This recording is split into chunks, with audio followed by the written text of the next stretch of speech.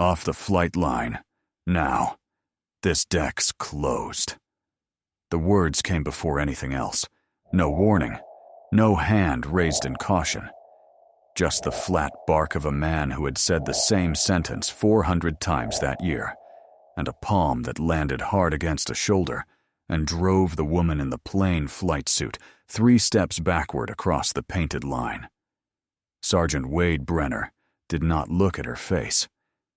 He looked at the fuel line snaking across the hangar apron, at the pylons hanging heavy under the aircraft, at the amber light that should have been green and was not, and he saw one more body drifting into a place a body could die. So he moved it. The way he had been taught, fast, blunt, no apology. The woman caught her balance on the ball of one foot. She did not stumble. She did not gasp.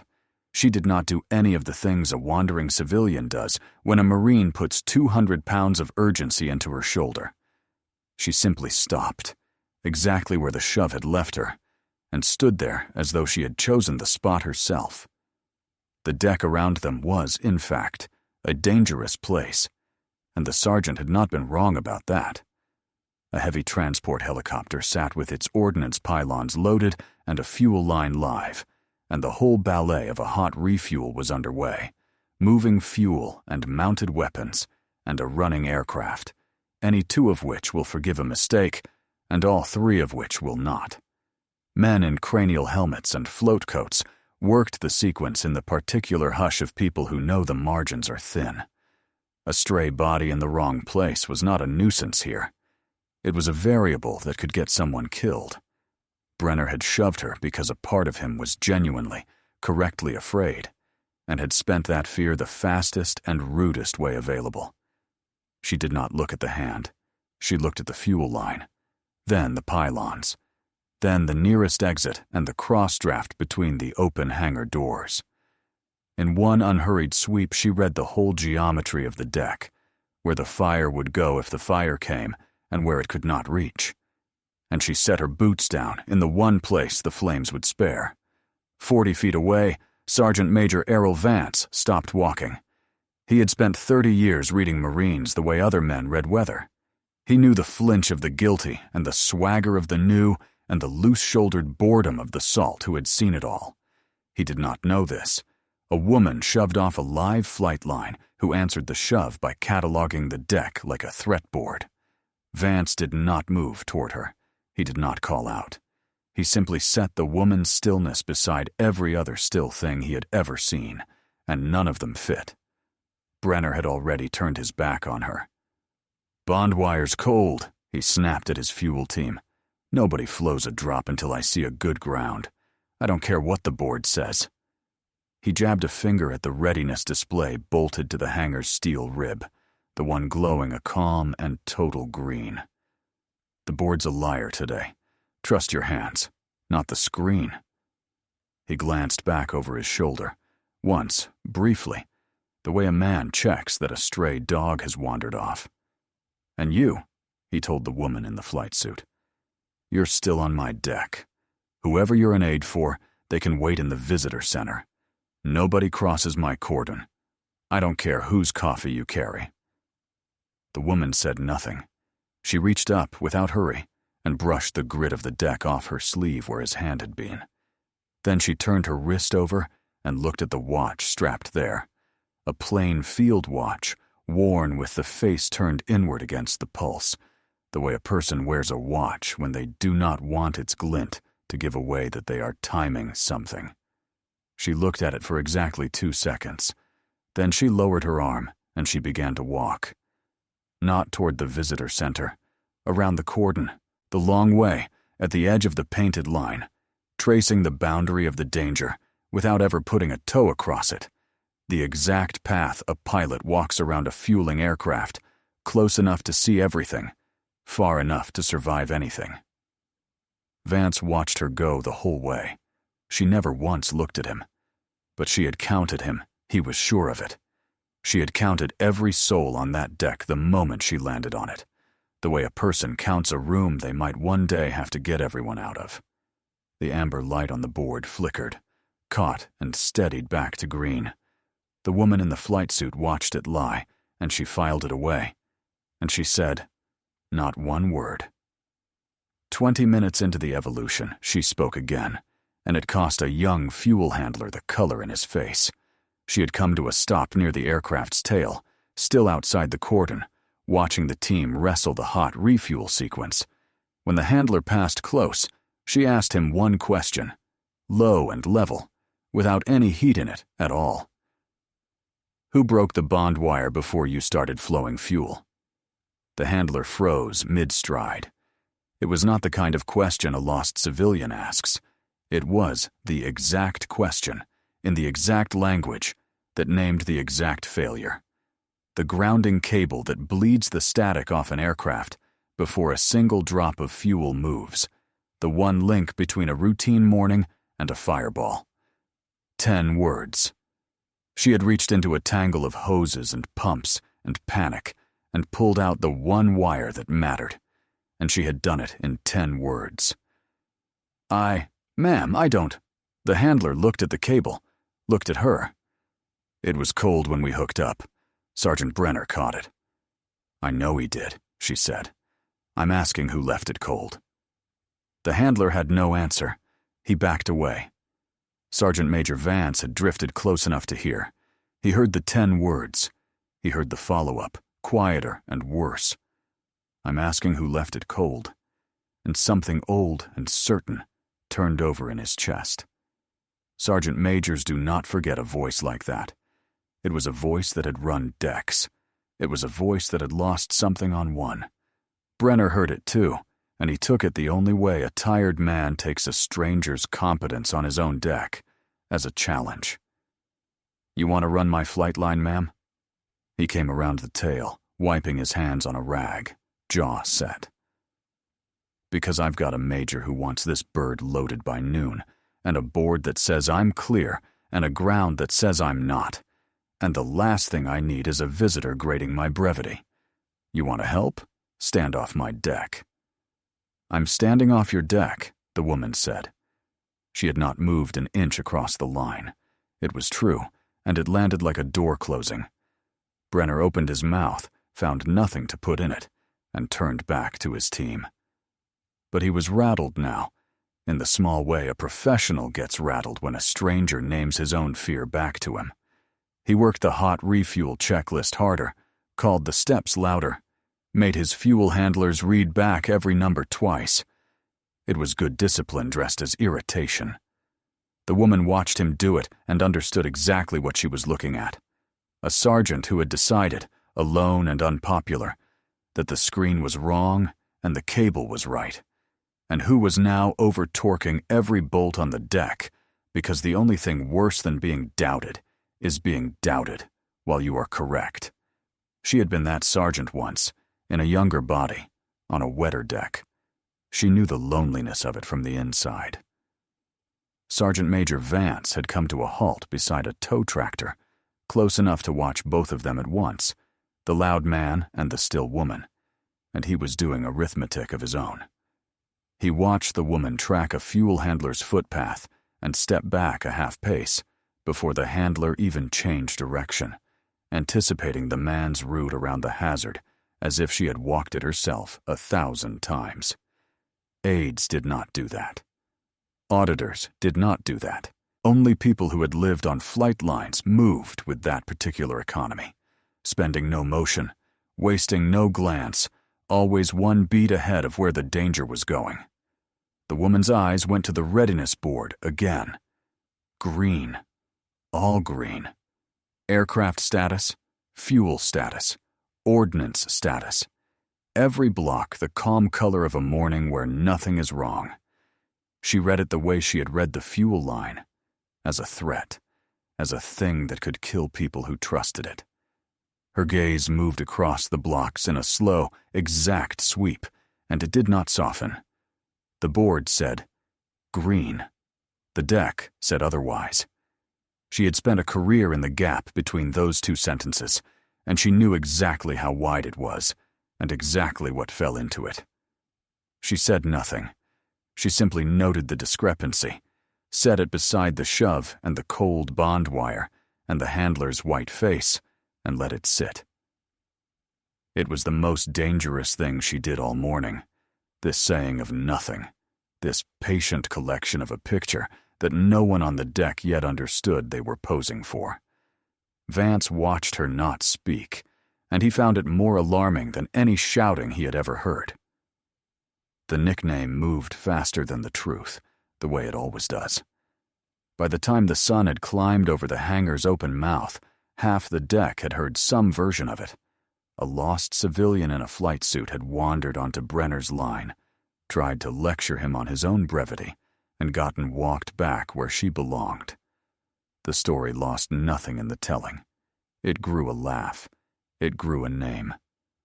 "Watch your step, Princess," one of the loaders called out as she passed, and two others grinned, and the words settled onto her like deck dust. Princess. The aide who thought she knew fuel. The visitor who needed a sergeant to keep her from walking into a fire. The woman took the word, the way she had taken the shove. She let it land. She did not answer it. She kept reading the deck. Brenner heard the nickname move down his line, and he did not stop it, because a tired man running a bad deck takes whatever small relief the deck offers, and a laugh at a stranger's expense is cheaper than a break. He would think about that later, that he had let it run, that he had earned a piece of the shame that was coming without ever knowing it was on its way. For now, he only jerked his chin at the loaders. Eyes on your gauges, not on the visitor. She's not the problem today. The ground is. It was the closest thing to a defense of her that anyone would offer for another hour, and it was aimed at his fuel readings, not at her dignity. And the woman noted even that, the way a man who had shoved her still, underneath the contempt, kept dragging his people's attention back to the thing that could actually kill them.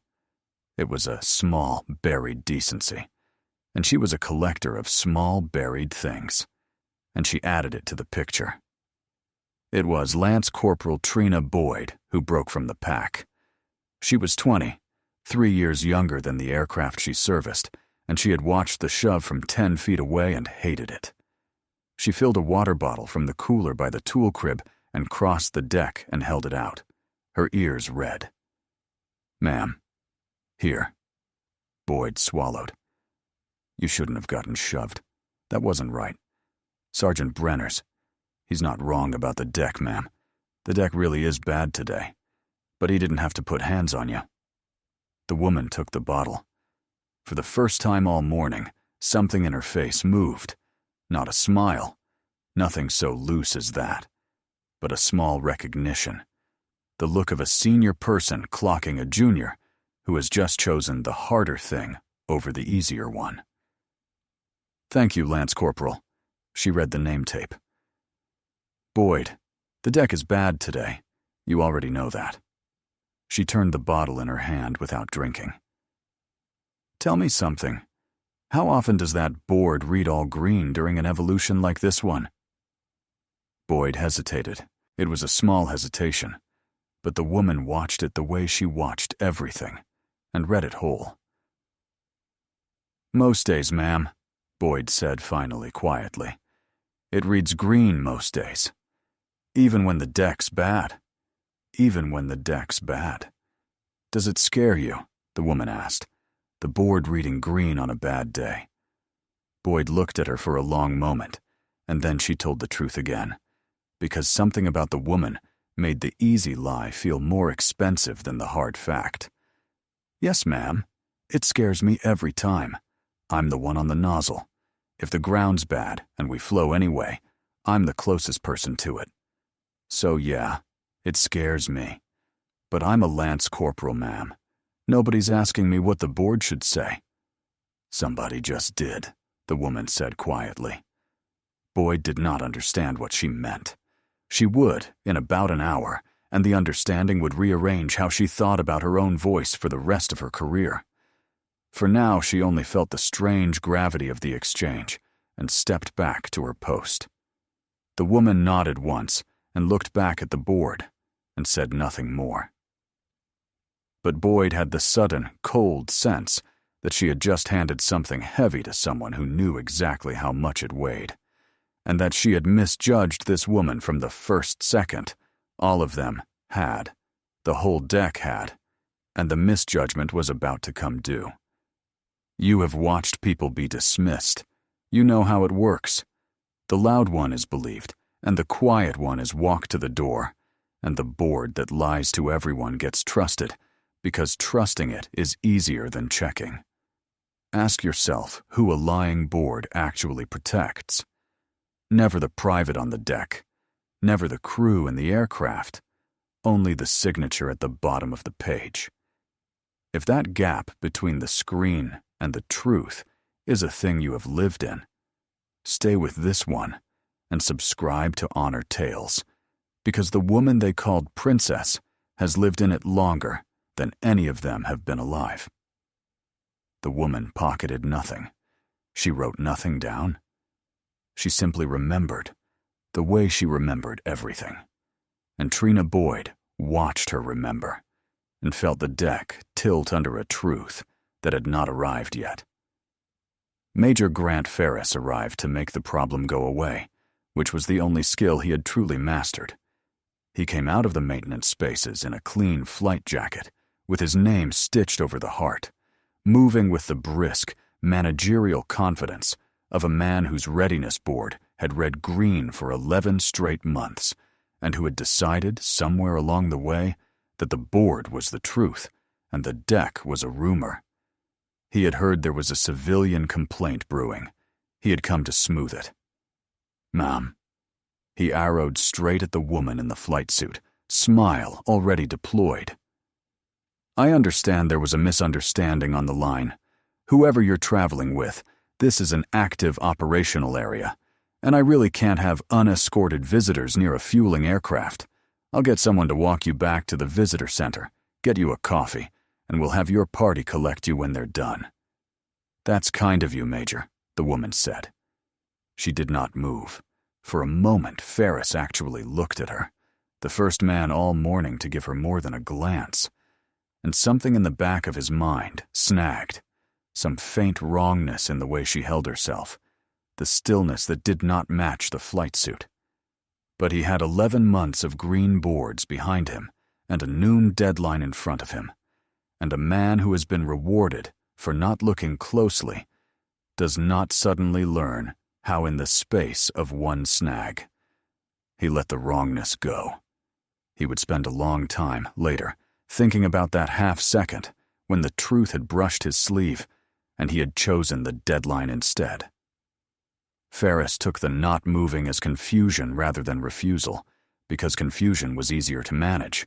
He turned to Brenner, and his voice changed, dropped the customer service warmth, picked up the edge a man uses on people he outranks. "Sergeant, where are we on the load? I told the group we'd be complete by noon." "Bond check failed, sir." Brenner did not soften it. "I'm not flowing fuel on a bad ground. Board says green, but the board's wrong. I reran it twice." "The board is the system of record, Sergeant." "The board is a screen, sir. The ground is a cable. I trust the cable." Ferris's jaw tightened. "Open the cordon, run the sequence, and finish the evolution. If the board's green, you're covered. That's what covered means." Across the deck, the woman in the flight suit turned her wrist over and looked at the watch worn against her pulse. 2 seconds. She was timing something, and only Vance was close enough to notice that she was, and even he could not have said what. She watched Ferris lean on a junior technician until the tech, miserable, reached up and remarked a status block that had briefly flickered amber, tapping it back to a confident green. She watched a lie get typed in real time. Her stillness did not change. Her eyes did. A fraction, a cooling, the look of a person watching a thing they have seen before and buried someone over. The technician Ferris leaned on was 19, and the woman watched the boy's hand shake as it hovered over the status block. She watched him look to Ferris and to Brenner, and find no help in either direction. The major wanting the lie, the sergeant too far away and too outranked to stop it. And she watched him choose the lie because a 19-year-old private choosing between a major's order and his own conscience is not a fair fight, and never has been. The amber flickered back to green under his thumb. The boy looked ill. Nobody types a lie into a board because they are evil. They type it because a green board is what gets praised and an amber one is what gets questioned, and the man who signs the green one goes home on time. Ferraro had learned that in the worst possible classroom. She did not blame the 19-year-old. She marked the hand that had guided his, the clean flight jacket, the stitched name, the managerial smile. And she kept her breathing even, and she waited for the man to give her the one thing she still needed, which was an order given out loud. Sergeant Major Vance chose that moment to step in close to her, closer than a stranger should, and speak under the noise of the pumps. "You're not an aide, ma'am." It was not a question. "I've walked ramps for 30 years. Aides carry folders and check their phones, and stand where they're told. You've counted every exit on my deck twice, and you named a cold bond wire in 10 words. He paused. "So, I'm going to ask you plain. Who are you?" The woman looked at him, really looked, for the first time, and let him see just enough. "I'm someone who reads the board, Sergeant Major," she said. "And I don't believe it." Ferris walked away, certain he had handled it, certain the noon deadline was safe, certain the civilian would be gone by the time it mattered. And the woman in the flight suit watched the board glow its beautiful lie, and for the first time all morning, she let a slow breath out through her nose, the breath of a person who has just decided, finally, to stop waiting. Sergeant Major Vance did not sleep on it, because there was no time to sleep on it, so he worked it in the 20 minutes he had. He started where a senior enlisted man always starts, with the paper the story left behind. He walked to the flight line shack and pulled the visitor log. No unescorted civilians signed in that morning. He checked the day's schedule. A no-notice party was flagged as possible, source unstated. The way the wing flagged inspection windows it did not want telegraphed. He walked to the ramp and looked at the aircraft that had come in before dawn. An unremarkable transport with tail numbers he did not recognize, parked in the spot the wing reserved for aircraft it did not want questions about. "Anybody inbound today I don't know about?" he asked the flight line clerk. "No notice party? Anybody at all?" The clerk shrugged. "Nothing on the board, Sergeant Major. But you know how the wing does no notice. You find out they were here when they're already gone." Vance knew exactly how the wing did no notice. He had been on the receiving end of it twice, and both times the inspector had come in low and quiet and left a career or two in pieces behind them. And both times, the mistake the unit made was the same mistake this deck was making right now, believing the person in front of them was who their clothes said they were. He thought about the woman's hands. That was the tell that had finally decided him. Not the 10 words, not the counted exits. The hands. When the pump had surged and a fitting had spat a fine mist of fuel, every civilian instinct in the world says to step back, and she had stepped in, half a pace, angling her body between the spray and the 2 youngest Marines on the deck, before her conscious mind could have voted on it. You do not train that out of a person, and you do not train it into an aide. It is worn into someone over years of being the one responsible for everyone else's survival. Vance had seen it in exactly 3 kinds of people in his life: mothers, corpsmen, and aircraft commanders, and this woman had the bearing of the 3rd. He went back out to the deck, and he found Ferris, and he said it as plainly as a sergeant major can say anything to a major. "Sir, a word." He kept his voice down. "That woman on the line, I don't know her name, but I know her bearing, and I've been wrong about a lot of things in 30 years, and I have never once been wrong about that. If she is who her boots say she is, You need to walk away from that board. Right now. Before it's a record." Ferris laughed, not cruelly, dismissively, which was worse. "Sergeant Major, I appreciate the instinct, but I've got a board that reads green and a colonel who wants this bird complete, and I'm not going to blow a noon deadline because a sergeant major got a feeling about a lost civilian. Get her a coffee. Get the load moving." Vance looked at him for a long moment. Then he stepped back, because there is a point past which a senior enlisted man cannot save an officer from himself, and Ferris had just walked past it whistling. Out on the line, the woman in the flight suit had quietly done one thing, and only one thing, with the small authority a stranger has. She had positioned herself between the fuel line and the two youngest Marines on the deck, Boyd and the pale handler, so that whatever the geometry did, it would have to come through her to reach them first. She read the exits again.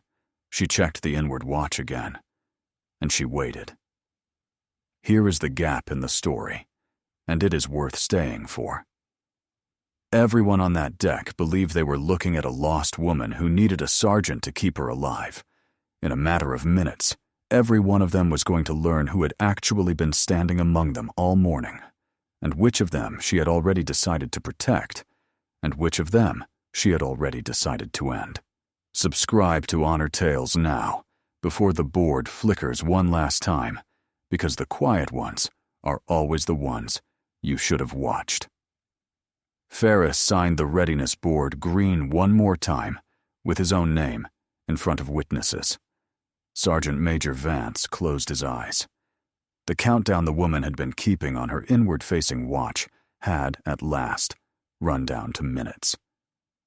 21 years earlier, on a different deck, a different board had read green on a morning that ended in fire. Captain Camille Ferraro had been 33 years old and the aircraft commander of a Super Stallion, the heavy-lift helicopter she had flown for a decade.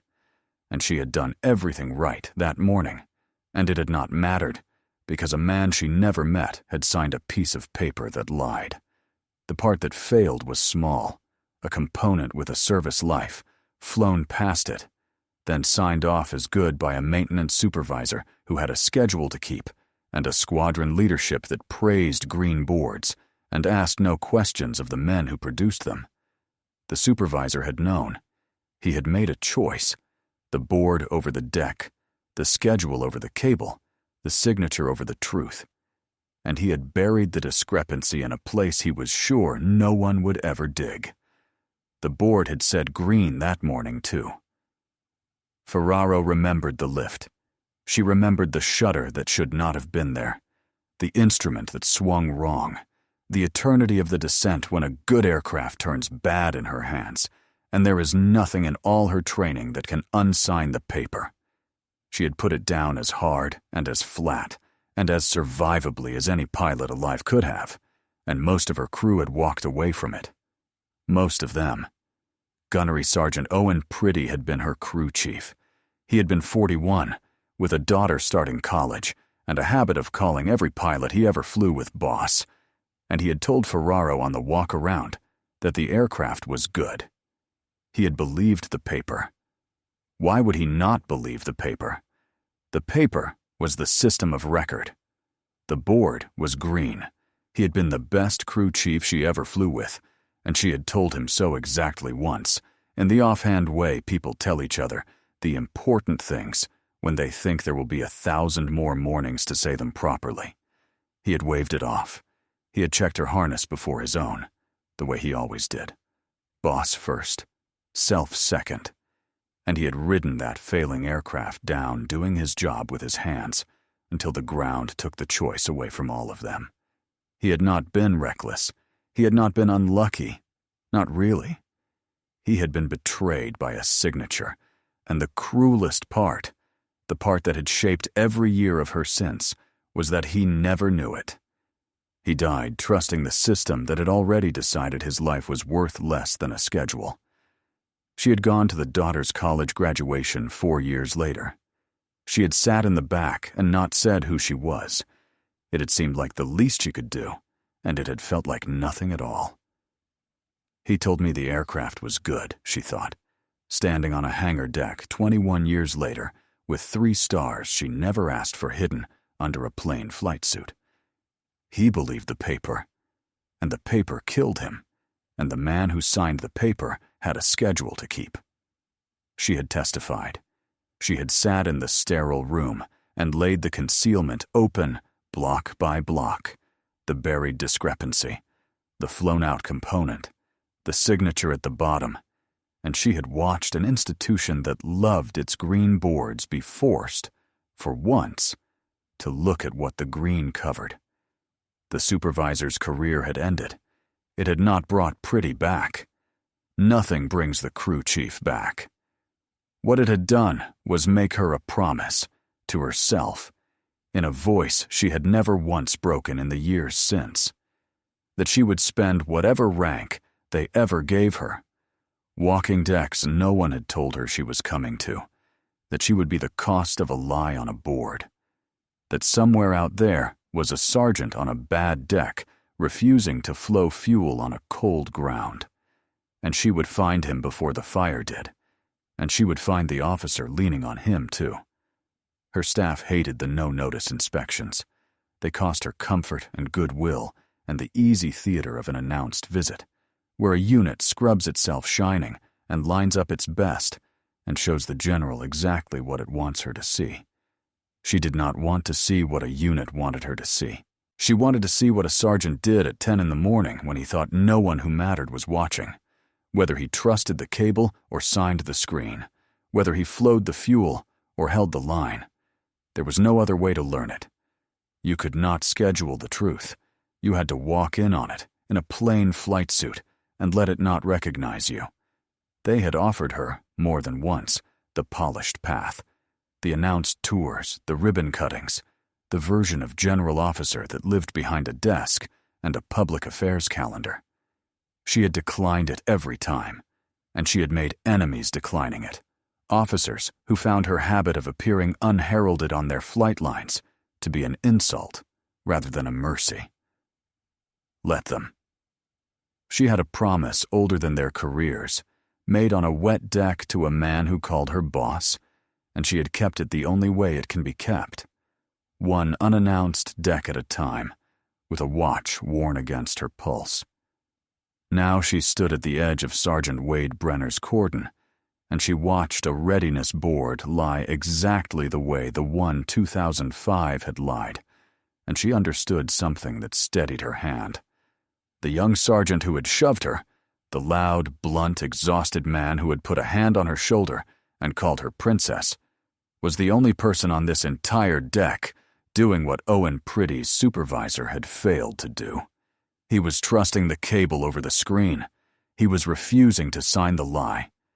He was, without knowing it, the man she had spent 21 years looking for. The trap she was about to spring was not for him. Ferris came back onto the deck at 11:40, driven by the clock, and he crossed the last line a man in his position can cross. "Sergeant Brenner." His voice had lost its polish. "We're done waiting. Log the bond check as green and flow the fuel. That's an order." The deck went quiet in the way decks do when everyone hears something they will later be asked about. The pale handler stopped moving. Boyd's hand tightened on a fuel nozzle. Vance, 10 feet back, went very still. Brenner set down his rag. "No, sir." He said it without drama, which made it worse for Ferris and better for everyone else. "The bond check failed. Twice. I'm not logging a failed check as green, and I'm not flowing fuel on a cold ground. You can relieve me. You cannot make me sign that." "I gave you an order, Sergeant." "You gave me an unlawful one, sir." Brenner's jaw worked. "Not on my deck." The 2 men stood locked, the major and the sergeant, and the whole deck held its breath around them. Ferris had rank and a deadline and a board that agreed with him. Brenner had a cold cable and a conscience and nothing else. No protection, no witness with stars, nothing between him and the end of his career, but the flat certainty that he was right. He did not know a general was standing 8 feet away. He thought he was entirely alone, refusing an order that could break him, for a truth no one with power would ever back. And he did it anyway. That, more than anything else that happened that morning, was the thing Ferraro had crossed a wing to see. A man holding the line in the dark, with no reason to believe anyone was coming. And that was the moment the woman in the flight suit had been waiting 21 years and all morning for. The documentable moment, the order given in front of witnesses, the failed check, and the demand to bury it. The exact shape of the thing that had killed Owen Pretty, laid bare on a green-lit deck, with a dozen Marines watching. She stepped across the cordon. She did not hurry. She walked to the fuel control panel with the unhurried certainty of a person who had run 100 of these evolutions, and she reached out and shut the whole thing down with 2 commands that came out flat and final and unmistakably practiced. Secure the pump, de-arm the pylons. She did not raise her voice. She did not have to. Nobody flows a drop. The pump wound down. The deck stopped. For a moment nobody breathed, because a woman in an aide's flight suit had just taken a major's evolution away from him with 2 sentences, and the sentences had been perfect. And no aide on earth talks like that. Ferris rounded on her, and every ounce of the morning's managed patience burned off at once. "Who?" he said. "Do you think you are?" The woman in the flight suit smiled at him. It was the first time she had smiled all day. It was not a warm thing. It was the smile of a person who has finally reached the end of a very long wait, and it landed on Ferris like a cold front.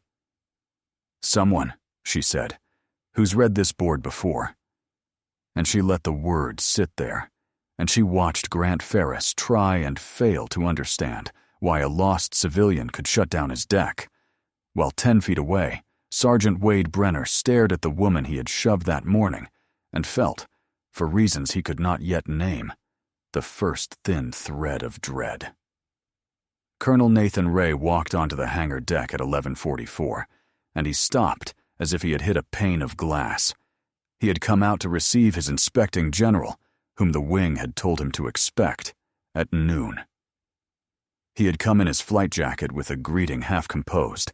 He crossed the threshold of the hangar, took in the stopped evolution, the furious major, the sergeant standing his ground, and the woman in the plain flight suit standing at the fuel panel. And the greeting died in his throat, and his spine found a line it had not held in years. "General Ferraro," his voice carried across the silent deck, even and clear and stunned. "Ma'am, we didn't have your party until noon." The word landed on the deck like a dropped wrench. "General." Sergeant Wade Brenner's face began to move, and it moved through the whole terrible arithmetic in the space of 3 seconds. Confusion first. General. What general? Where? Then the arithmetic, the ugly sum of the morning assembling itself. The woman who read the deck, who named the bond wire in 10 words, who shut down the pump with 2, who took the shove and the nickname and the coffee girl dismissal and said nothing. Nothing. All morning. Then the star, small, subdued, sewn flat and dark on the collar of a plain flight suit, the way a general dresses when she does not want to be a general yet. 1 star. No, 3. 3 stars he had never once looked for, because why would a princess have stars? Then the floor. Gone. He had shoved her. He had put a hand on her shoulder and driven the commanding general of the entire Marine aircraft wing 3 steps backward across his own cordon, and called her princess, and told her she could carry someone's coffee in the visitor center. And she had let him. That was the part that would keep him awake. She had taken the shove and the nickname and the whole morning of small contempt without a flicker, not because she could not have ended him with a word. She could have ended him with a word before the coffee cooled. But because she had wanted to see the deck true, and a general who reveals herself changes everything she looks at, and so she had swallowed her own rank whole and stood there in the dust of his handprint and simply watched. He had thought he was managing a lost civilian. He had been auditioned the entire time by the one person on Earth who could decide what the rest of his life looked like. Every second of his contempt had been evidence. Every second of it, she had been deciding. His mouth had gone dry. Somewhere far off, a pump ticked as it cooled. Camille Ferraro did not look at him. Not yet. She did not raise her voice, and she did not raise her hand, and she did nothing at all with the shove. She simply let Brenner stand inside the horror of it, because she knew from 21 years of Dex that the worst reckoning a man like Brenner would ever face was the one happening silently behind his own eyes. She turned instead to Ferris. "You logged a failed bond check as green, Major," she said. "Twice this morning, in front of witnesses. And when a sergeant refused to flow fuel on a cold ground, you ordered him to sign the lie." Ferris's mouth opened. Nothing came out that was worth anything. "Colonel Ray," Ferraro's voice stayed level. "Major Ferris is relieved of this deck, effective now. I want his signature authority on every readiness board in this group suspended before I leave the ramp, and a maintenance integrity review opened on 11 months of green." "Yes, ma'am," Ray said. There were no handcuffs. There was no formation called to attention, no bosun's whistle, no row of Marines snapping to a salute. That was not what happened, and the absence of it was the loudest thing that had ever happened on that hangar deck.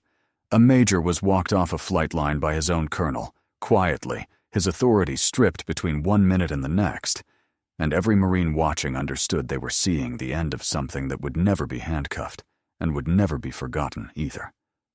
Only then did Ferraro turn to Brenner. He was standing at a rigid, miserable attention, waiting for the world to fall on him. She looked at him the way she had looked at the board, reading everything, missing nothing. "You put a hand on your commanding general, Sergeant," she said, level and without mercy and without heat. "You shoved me off my own flight line, and you called me princess." Brenner did not speak. There was nothing to say.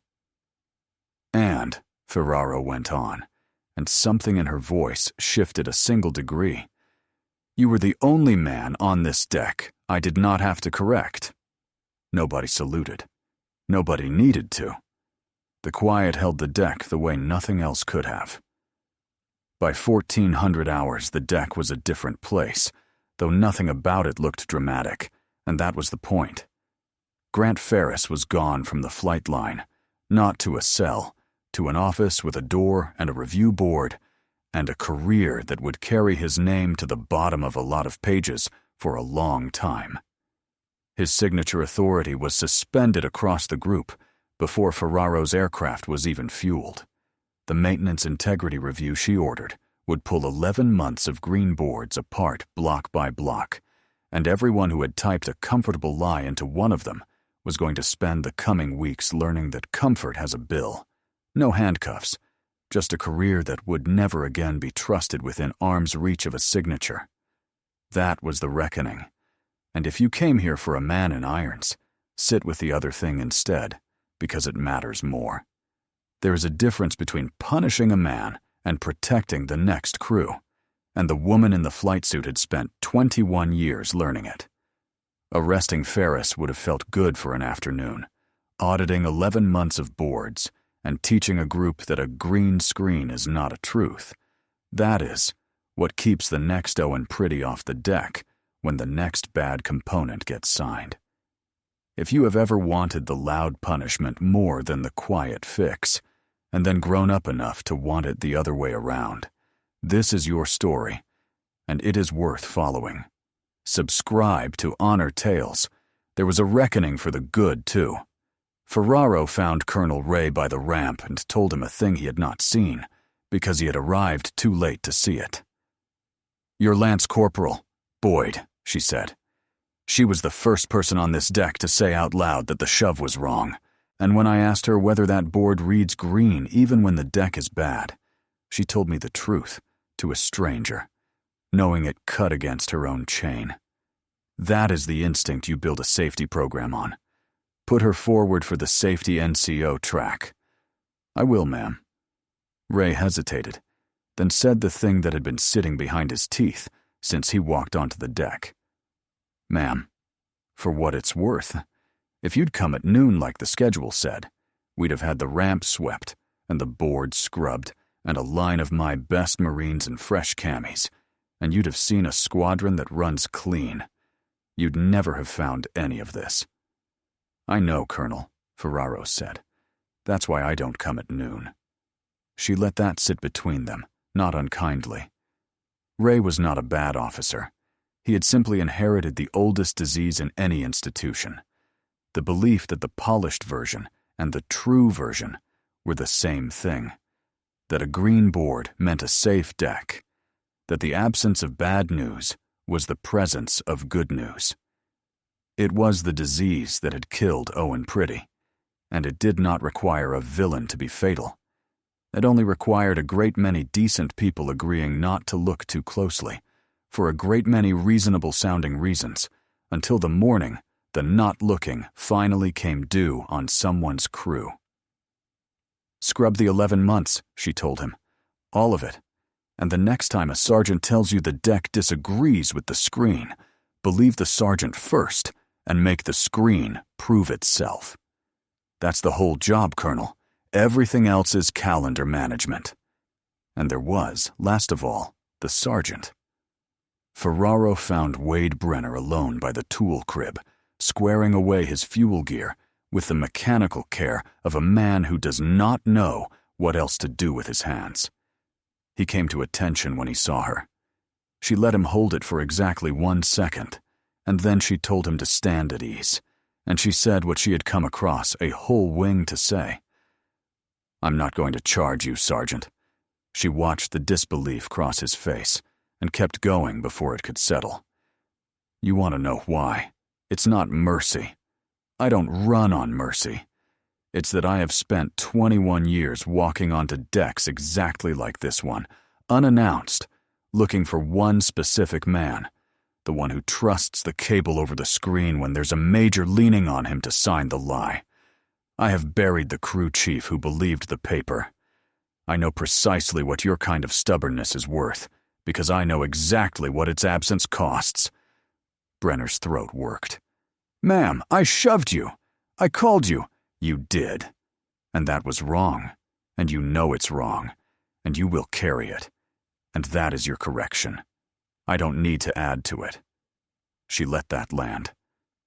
But you shoved me off a live deck because you thought a body was drifting into a fire, and you refused an unlawful order in front of your major with your career on the table. One of those things I'll forget by tomorrow. The other one is the whole reason the wing lets me keep this job. She reached into a breast pocket and drew out a folded page. The safety deficiency for the day, the failed bond check, the falsified board, all of it, signed at the bottom in her own hand. She had not made a junior sign it. She had signed it herself. I'm entering a commendation on your record for holding the safety line under command pressure, she said. Not the shove, the line.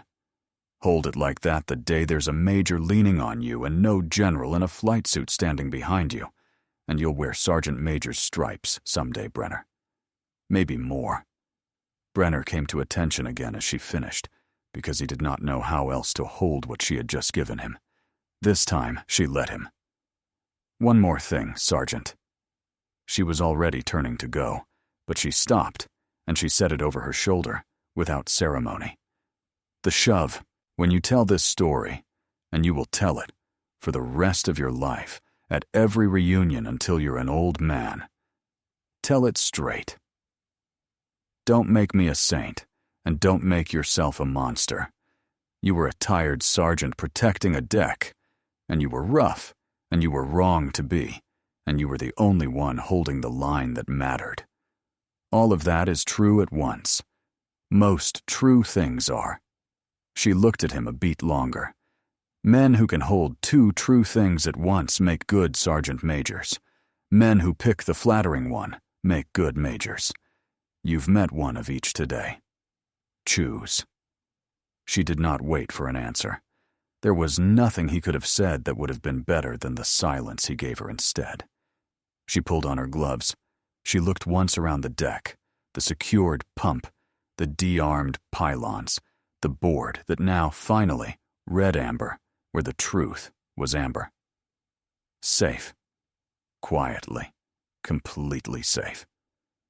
Then Lieutenant General Camille Ferraro, callsign Vesper, walked to her aircraft the long way around the cordon, close enough to see everything and far enough to survive anything, exactly the way she had walked in.